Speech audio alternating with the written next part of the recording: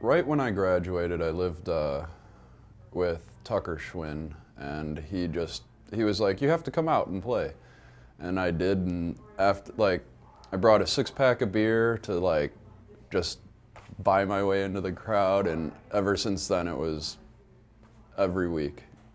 When I first started coming out to bike polo, I was photographing it. I wasn't playing. I went out to shoot it, and over a year of shooting, I ended up just eventually playing more and more and more until I didn't even bring my camera out anymore. I had my work bike at the time, which was an old Schwinn I had set up fixed steer. And I locked it up just using a real simple cable lock, which is what I used to use in Nebraska, because nobody steals bikes really. And I'm sitting in the bar, and this guy comes in, surly messenger dude, just big ass backpack, and all his rain gear on, and starts fucking screaming at me. I'm the only guy in the bar with bike stuff, and he's like, "Is that your bike outside? What the hell is wrong with you? You can't lock it like that. That's not how you locked it in Chicago. Where the fuck are you from?" And he's just screaming at me, chewing me out. And so we go outside and we look at my bike, and he tells me, you need to do this, you need to do this, you need to buy a U-lock, you need to go here. So the next day I go to Rapid Transit, and Ben is working. And I start talking with Ben, and he shows me U-locks and stuff and whatever, that's done. And then he's like, "Well, what are you doing in Chicago?" And I'm telling him, I'm a messenger, I'm working for some sandwich shop. And he's like, "You should play bike polo." And I had no friends, and I was kind of depressed as hell. So I went to bike polo.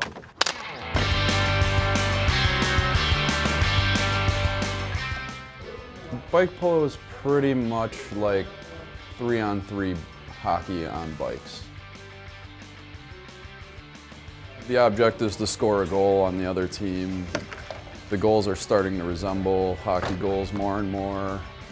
There's a few little rules that are polo specific. You have to hit the ball off the end of the mallet. You can't just hit it off at any part of the mallet.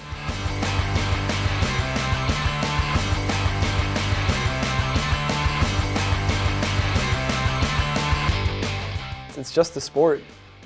But what you're looking for here isn't that. You're looking for what the community is and what the friendships are. But bike polo is just a sport, like anything else. It just happens to be that we make of it what we make of it, with all these good friendships and all these good times. Dude, at the liquor store, I met this lady who said she lives in the neighborhood, and she's like, "What is that croquet-looking mallet in your bag?" "Oh, it's for bike polo." She's like, "Oh, I grew up with horse polo," and started talking about horse polo. Like, "Yeah, we played on here if you want to come watch." She's like, "Oh, maybe I'll walk the dog and come by." What did the lady look like? I don't know, mid-40s. White lady with glasses. Black hair, blonde hair, Blonde hair. short, long. I don't know, middle.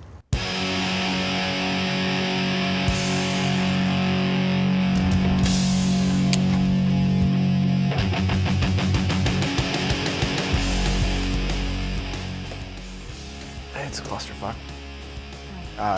It's a wonderful place to be, but it's a clusterfuck. And they just sometimes have these ideas that are completely nuts. So there's not a good way to explain the bike polo community as a whole. The best you can do for that is to be part of it. But then you're just another complex part that somebody can't explain when they're trying to explain the whole thing. Short time I've been involved, I've seen some of the most ridiculous stuff, just great people and funny ass shit. Joe, who you interviewed earlier, got his feet tattooed in the back of the dirtiest, nastiest bar I've ever seen by some dude with a giant mustache, stick and poking with a pin, stick and poking his feet. My wife is just sitting there drunk as hell, talking shit to him, "It doesn't hurt that bad, come on!" Just yelling at him, and he's this nasty bar in Lexington, Kentucky, just ridiculous. It was awesome. Did you see his toes? Joe! I'm lucky to be at the level that I'm at, where I can go and party all over the world with all of my friends. It's a traveling party for the most part, and it's so much fun. In the first year I was playing, I had people from all over the world in my house, Geneva and Germany, France. People from everywhere came to Chicago to play with us, and that really kind of that got me too. You know, people that knew our club specifically and wanted to come play with us, I thought was really awesome. No, it sounds selfish that way. I want to be able to do what I want when I want to do it. We do this because we like it. There's no other reason we do it, you know, and that's what's important. I mean, I haven't traveled overseas like Joe has, but I've traveled all over the country, stayed on floors, ate people's home-cooked meals, like play polo, you know, wherever they'll let me whenever I have the time off, basically. Like, we went out to, man, yeah, I've been all over the place now for polo. It's kind of, it's weird.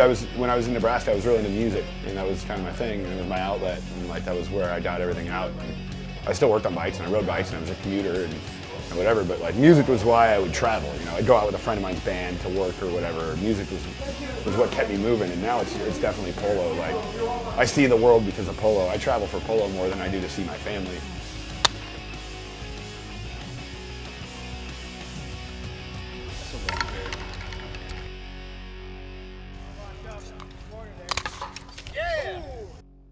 If I could play polo for a living, I would probably be the happiest person alive.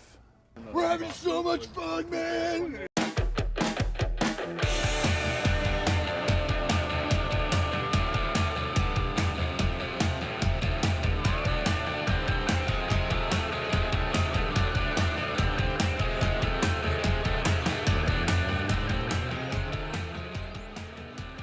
You're not drunk enough?